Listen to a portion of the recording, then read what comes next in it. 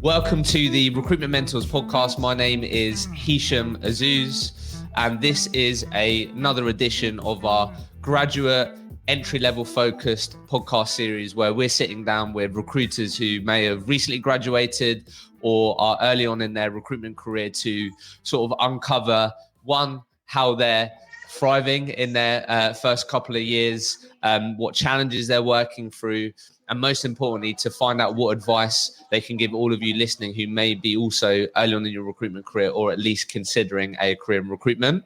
So I'm really excited to be joined by Aman today. So Aman, before we get started, if you could introduce yourself, let everyone know who you are for those that may not know who you are, and we'll get into it. Sure. So I graduated in 2019 from Aston. Ironically, I did a placement year in recruitment before, so was well versed to the sort of place, the industry, and now I'm at Interex Group, which we're a cloud data Microsoft firm in operating in Europe and America, and I've been there for around 6 months now as a consultant. So yeah, pretty excited to speak to you today. I love that. So let's unpack this then. So you did a placement year in recruitment, so did you want to get into recruitment? Yeah, so kind of. It was more like administration recruitment. So the university would advertise free jobs, and we would say to the people, the students, advertise this, speak to the clients and say, look, we've placed this job here. How many people have we placed? Then we'd have to collate a lot of reports, talk to these clients on a day-to-day basis. Not like the hardcore sales that this is, but it's sort of that 10% of the job. So that's kind of what intrigued me. Yeah, fair. So obviously when you graduated then, talk to me about, was it recruitment that you set out to get into? Was it an accident? No, how did that happen? 100% wanted to get into it because of this placement. I was doing my placement, I loved it. And I typed in a job similar to this. I didn't really know anything at that time, I'll be honest with you. Sure. And then I saw 100 grand a year, all that stuff that they say. I like that part, but I also like the part of speaking with candidates, speaking with clients, and having a busy life. And then, pretty much when I graduated, I was in the middle of my exams. I did 3 days at my previous company of assessment days and got the job before I graduated. So started pretty much instantly after. Love that. Yeah. So what I'd love to hear from you then is what skills or experience do you think has recruitment given you that maybe you least expected? I think, people talk about the resiliency and hard work, but for me, it's that sort of commercial business acumen. You're not just someone who finds a CV and places them, but you're speaking to people about their needs, challenges. You understand the wider business. So it really gives you that business perspective more than anything. And I really like that facet. I think that's the most underrated trait that comes out of recruitment rather than just saying, here's a CV, let's place it. Yeah, I love that. So talk to us a bit more about that, because I know when we sort of prepared for this, that was something that you think, if I'm listening to this right now, if you can actually, make the time and space to really understand how you can cultivate that commercial acumen and that sort of business understanding, why do you think that's underrated, or why do you think that's important out of interest? Yeah, so I'll give you an example. I'm speaking to a lot of C-suite from, these Fortune 500 companies in America. They're famous in their own world. Yeah. What you've got to be able to do is relate to these people like you're speaking to them as if you're one of them. If you can't relate to them, how can you have a conversation to uncover their pain, uncover their needs? You've kind of sometimes got to go to these guys and say, you're in this space. Here's the problem. Here's the issue. And tell them what's wrong. And they really appreciate that, because it shows you're sort of on their level rather than that sort of subordinate to client perspective. I think it shows that you can be a value add. And that's the part I really like the most, is not controlling, that's the wrong word, but speaking to people like you're on the same level, that's kind of why.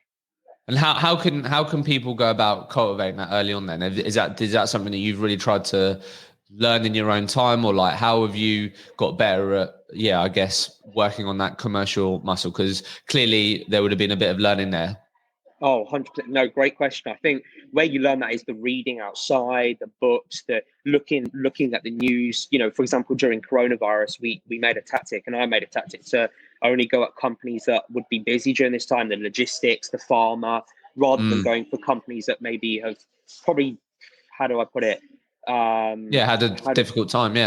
Yeah, and that's kind of where it comes from. And then you understand the pain from one client, and you know that another client's going through the same issue. So you take that to them and almost I love tell that. them that that's your mistake. So that's that commercial side. I think that's really underrated, because how can you let people buy into you if you don't know anything about their world? Yeah, honestly, I love the fact that this is your mindset towards, like, it's so easy at the beginning of your career just to think about, like, I'm helping this person get a job, or like, and you're already thinking about the whole picture and Yeah, understanding, like you said, what these people's pains are, and obviously having the right people in the right seats, or you getting them the right people, is obviously part of that solution. But you're already thinking about the bigger picture, yeah. which I absolutely love that. Talk to me about, I think people would be interested.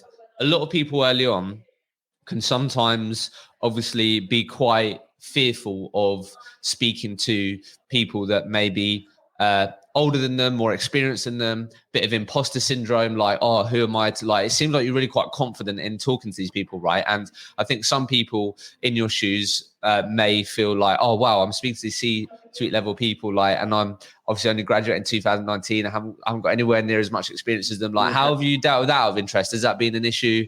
How have you overcome it if someone is listening to this that maybe is a bit fearing from that, a bit of imposter syndrome, like, oh, maybe I'm not too experienced to speak? I don't know. What's been Well, your journey with that? it's been tough, right? At the start, as everyone does, you see that client on the pedestal, and you can speak to Yeah. candidates like for days. But I've actually found that it's swung the other pendulum. What has happened for me is I've realized that on the business side, I've done this before. I can speak to these guys. I've got people in my family who are in the business side as well. So I'll speak to these guys and say, look, what are your challenges? What are your issues? Take that to the client itself, and they will pretty much agree. I think regardless of whatever level you are in management, you have the same issues in terms of challenges with hiring, challenges with business, and the pendulum for me is swing. So I used to put candidates on that. I used to speak to candidates for days, and I could chat to them forever. But now it's more shifting towards the client side, because I'm in a technical field now. Sometimes I don't get that stuff. So I can easily relate to these guys because I've done business. I read the books that they do. It's really immersing yourself in that world. But that's something I enjoy. I think you've got to inherently enjoy speaking about this stuff rather than forcing it. Yeah, fair enough. Interesting. So what have been some of your, obviously I'm sure you would have heard it, but a lot of people could sort of articulate that the first 2 years in recruitment are bloody difficult, maybe the Yeah. most difficult parts of your working career if you end up working in recruitment for the long haul. Like, what have been some of the challenges that you've had to work through so far? First is the mindset and getting into what, not only from working hard, but making your life catered towards that. I think you've got to have a lot of sacrifices. I didn't Okay. necessarily understand that at the start. I was with a lot of high performing people in my old company, and I was just thinking, how do I get there? I'm miles away. So it's really about stripping it back for me, looking at sort of the basics, whether that's the eating right. I'm starting to get there now. I'm not perfect. The exercise, and then it all follows into place. I think you've got to immerse yourself in this life rather than sort of taking it as a 9 to 5. That's my honest opinion for the first year at least, just to build your ground. But it has been tough in terms of that first year, a lot of challenges. When I did that recruitment placement year, it was nothing alike. And I came in to my first place thinking, I know this all. I did really well in my placement. And then it was a different world, the leads, the reference calls, everything. There's so much that you need to think about. So strip it back, keep it simple, and then the rest will follow. That's how I look at it. Yeah. Okay. Interesting. So I guess what advice would you give to yourself if you were just graduating and entering recruitment for the first time, knowing what you know now out of interest? Keep it simple. I used to really go the complicated way, thinking in my head, look, I need to do this every day. I was thinking of innovative ways that probably didn't work, but I thought would have worked. But just keep the basics and the rest will follow. That's how I look at it. And because otherwise you can end up working too much and not getting any results, which is what I found in my first place. I was really burnt out towards the end of it. I wasn't seeing Really? much results. And yeah, and then really when I've started here, it's following the basics and the rest is again follows. I keep on saying Yeah. that, but it's true. Yeah. Talk to me about, because I think that is definitely one of the challenges, I think, especially for people early on in their recruitment career, can burn out, or like, just because there's just so much you can do. You want to prove people right, prove people that you can do it. Like, obviously, like you said, towards the end there, you're maybe feeling a bit burnt out and these types of things. So what things have you done now then to avoid that? Have you, so it seems like obviously you're thinking about the whole picture. So instead of just putting all your energy into work, you're thinking about, what you're putting into your body. You're trying to make space for exercise. Like, you're trying to obviously the sort of holistic thing, rather than just putting it into work. Like, Yeah. I don't know, what if someone maybe is feeling a bit like, wow, I'm literally just absolutely working my socks off at the moment. I don't know how much longer I can do this for. Like, what would you say to them? This podcast is proudly partnered with Sourcebreaker. Today, I just want to share with you a story. Every single quarter, Sourcebreaker run competitions for the best recruitment story. Sometimes that's with the Sourcebreaker tool, sometimes it's without. But I'm going to tell you about a very quick placement story that a recruiter shared with them that won the competition, and it very much involved using the Sourcebreaker tool. So here it is. I had 2 urgent finance analyst roles for part of a huge media group. I booked interview slots in within 2 working days, and I had to find candidates to fill quickly. I've used Sourcebreaker with Reed many times for good candidates, but due to the level and how specific the search was, I chose to try out the Sourcebreaker extension with LinkedIn Recruiter to narrow down companies and people. Speed was of the essence, and they also had to go out to one other agency. The precision of the Sourcebreaker tool search allowed me to find a great list of candidates and find one who was exactly what the client needed, a like-for-like hire. This candidate was the first choice and immediately offered one of the roles.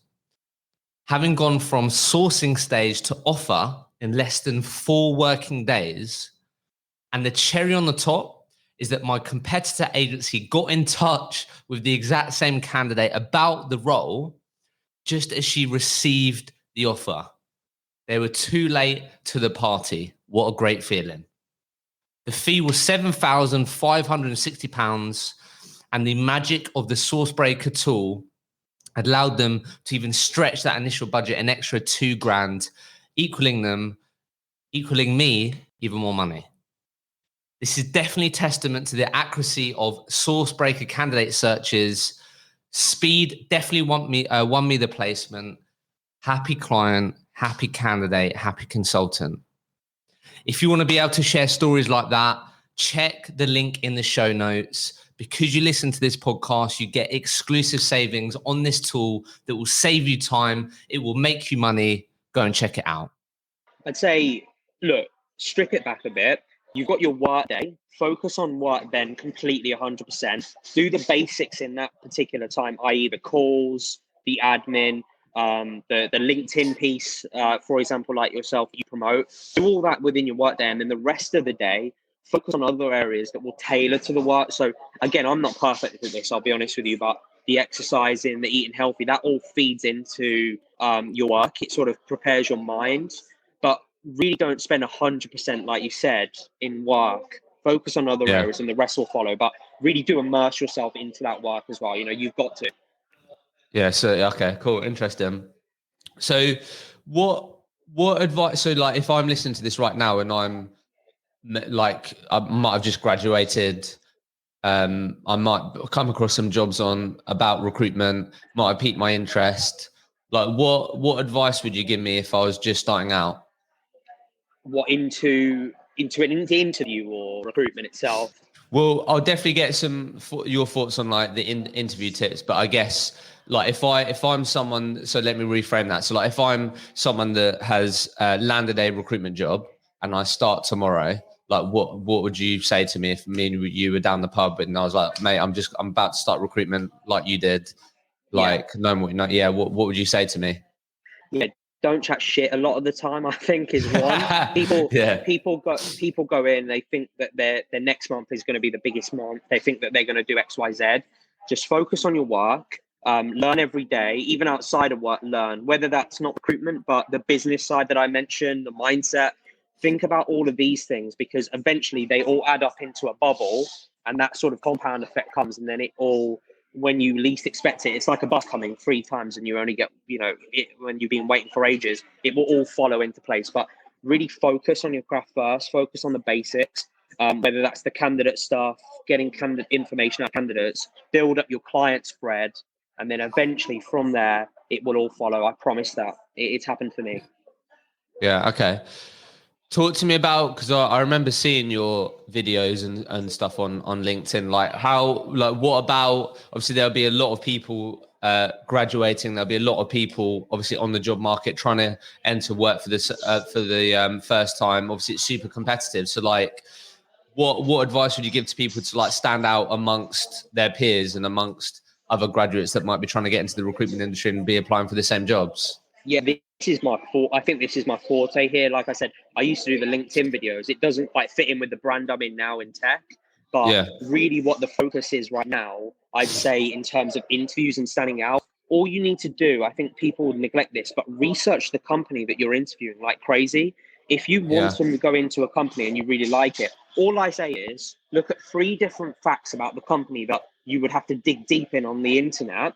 Explain this in the interview that you know this, and ask questions around it. Get the interviewer talking more. In the interview, what you want to do, in my opinion, is look at it as 60% these guys talking and 40% you. You want to get them talking. You want to get them selling the role back to you. Inadvertently, you learn more. When they talk to you as well, you can then play off the fact of what they talk to you about and sell against that, if that makes sense. I don't know how to word that, but you can sort of tailor your answers to what they say, but really go in with a mindset to learn in an interview, and then you can tailor your questions. But really go in with facts that you know that not many other people would know, and really just go in confident. It's only a conversation. Look at it as you're having a chat between me and you today. This is not a person like a client to a candidate, subordinate level. This is a peer-to-peer. They want you as well. It's a hard market out there to find talent. People are gearing for talent now in recruitment, and it's tough. So you can easily stand out. And then talk to me about, because I know we spoke about this, what about, so obviously the company it was at before, it was a different market. So So talk to me about, what about thinking about what market I should go into, or I don't know, what's obviously I know that you're in the market that you're in now, but I guess, did you spend much time thinking about the type of industry that you wanted to recruit in? What was your journey with that?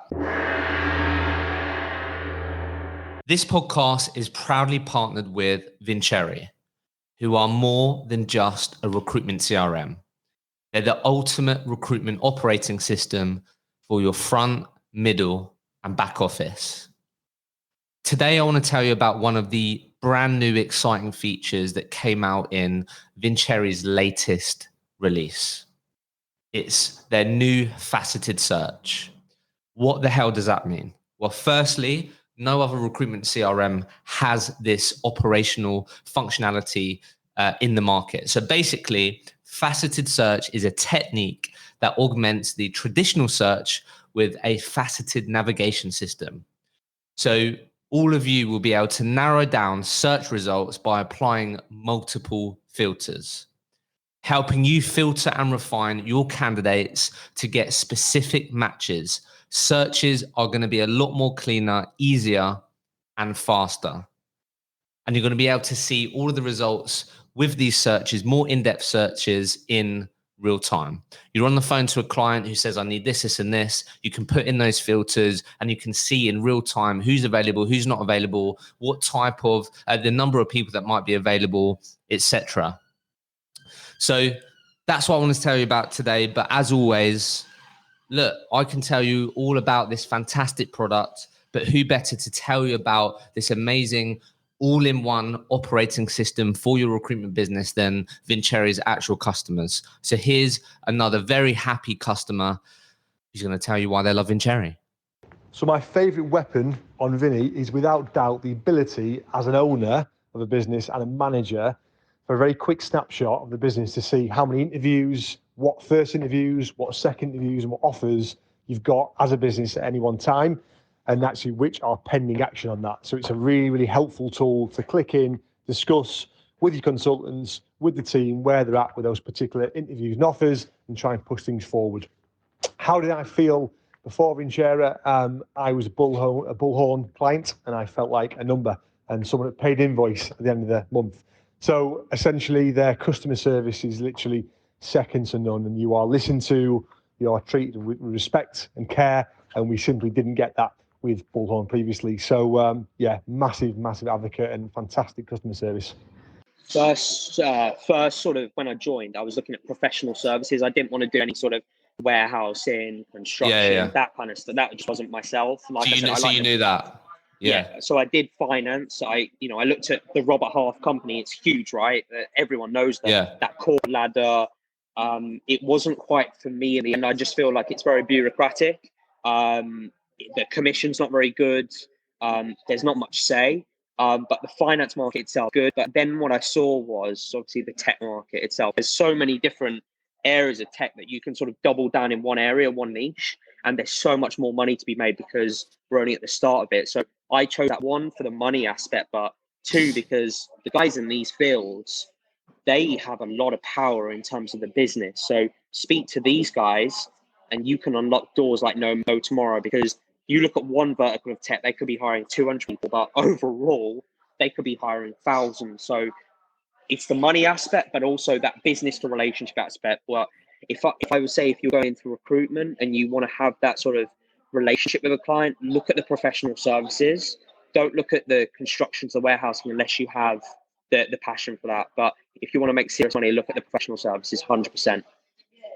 And what are your thoughts on like being in a space that you're personally interested, passionate about? Is that something that has helped you, that you thought about? Do you think that's something people should be thinking about? Yeah, 100%. I think that is a key. Like when I was doing finance, I actually did an element of finance in my degree. I did a business degree, so there was elements of finance. So I understand these guys, and I was kind of recruiting for people I graduated with, which was crazy. So it was kind of like talking with friends. That's 100% a factor. Have an interest. Like I'll give you an example right now. I'm in tech. I don't have 100% passion for it, but when I'm speaking with clients, they're talking a lot about business, and that's a conversation I could talk to them for an hour and a half. I enjoy it, but I couldn't have that conversation if I was in looking high volume, I don't know, retail or warehouse. Okay. So is recruitment really as intense as everyone says it is? Yeah. I think the first, again, I'm only like a year and a half in. I'm still in that phase where you're still grinding, working hard, doing extra hours. That's what's need to be done, I think, unless you're really super focused, efficient in your hours, which I'll be honest, I'm not. I tend to be focused and then have a drab of a day where I'm kind of, I look completely admit that. But you need to work the extra hours, whether that's to add to your clients, add to your candidates, do your extra admin, LinkedIn, for the first year at least. And then when you build your client spread, your candidate pool, and you can fill jobs like that, that's when you can start looking at it as less intense, more like a 9 to 5, 9 to 6. But for the first year, 2 years, you're looking at probably in a normal world, 8 to 7, 8 to 8, in my opinion. Interesting. And then talk to me about, so I feel like a lot of people can struggle when they make that transition from like candidate to doing more client work. Because a lot of people typically start with, obviously, I started there where, you might deal with some clients, but it's existing clients. But most of the time you're speaking to candidates. Yeah. What's been it seems like you said, the pendulum has gone towards clients now, and it's something that you're building more and more confidence with. If I'm listening to this and I'm sort of early on in my career, I'm maybe now starting to do more client work or be expected to do more business development, pick up my own clients, like, obviously, it seems like you're obviously on the other side of this now, or obviously still on that journey, but you've obviously maybe worked through maybe some of those initial challenges. Like, what's worked for you? What's helped you get better at that client side? Definitely. No, very good question. It comes back, like I keep on mentioning it, but that business perspective, right? You've got to understand these guys. You've got to immerse yourself in their space. But also, I think what's helped me is, let's say you're speaking, I'm just speaking hypothetically from my market now. You're speaking to an engineer. They're probably more hands-on coding technical people. go to speak to architects and managers first about a potential role. So speak to these guys as a candidate, understand their world, understand what they want and what their perspective is in terms of hiring. Say, look, you're going to be in your next role, you're going to be hiring, and talk to them about this, and you'll naturally gain more confidence. You'll gain more confidence in speaking to these guys, and you can go on the next call and frame that up to a client when you cold call them, or when you speak to another client and flip them about a job. That's how I look at it. So start with the basics. You know, it's always hard going to beat cold BD. That's just the world. So speak to senior people as candidates first, understand, and then you'll get more confidence when you go on that BD call, because you already know from the people that you've spoken to in the past what they like, what they dislike, what their challenges are. And you can sort of tell them the challenges then. And they really respect that, because you're going in as a trusted advisor rather than someone who's selling at them. Yeah, I love that. So actually, when you make that transition, it's a good spend of time to actually, instead of straight away trying to speak to hiring managers and clients about, hiring needs, going with that conversation, actually start your knowledge gathering and speaking to them from a candidate perspective. But obviously, that's BD time, obviously, because it's that's all interesting. BD. Yeah, and obviously you always hear around flipping hiring managers into candidates and stuff like that. But actually, that thinking back, that's a really smart way to just I think it's what you're saying. It's giving yourself an opportunity to find out about these people's worlds, and when you do have more of that information, then you can get better at framing the conversation. When you are then going with, hey, we solve these typical types of problems. Like, is it worth having a conversation around your hiring needs and when you are doing that BD stuff? It's very smart, right? I think what you've got to do on that perspective as well. Let's say you get let's say you're speaking to a senior candidate and you understand, you speak about the business. So you're speaking to an architect, for example, in my world, they're saying that they're understaffed, short staffed. They use XYZ as a partner, like a KPMG or Cognizant, whoever it is. You can then go to that hiring manager that you know is their manager and say, look, I know this about your project. I can add value here. I know a lot about what you're looking for. I've got a guy here who does XYZ. It's really building up the candidate side and then taking that to the clients. But that flipping back, I'll be honest with you, that's how I get every bit of my success in the market. You know, we're not much of a cold calling. We're very much flipping back, understanding the business, and then that's how we've resulted in massive accounts. Well, I should say. Yeah. Talk to me about, I guess, just before we finish, last couple of questions. So what about, so like you said, one of the things that really piqued your interest was like the potential of like earnings and stuff. Don't have to give me like the exact things, but like, obviously sometimes people can be really like sort of wooed by this, or like a lot of people want to know, can I actually earn 40 grand in my first year, whatever? Obviously you're 6 months in with Interex, right? But like from what you've experienced so far, like, again, there's nuance here. Depends how hard you want to work, your market, all these types of things. But if I'm listening to this right now and I don't know, I'm looking at opportunities to get into recruitment, can see the base is around 20, 25 grand in between there, but the OTE is 50, 80 grand first year, 30 grand. Like, what, from your experience so far, what would you say is like a realistic, achievable number in that first year that maybe you're aiming for, or just from the context that you've experienced so far out of interest? Yeah, I'm not aiming, I'd love that 100 grand or anything, but it's very, very, very unlikely that's going to happen.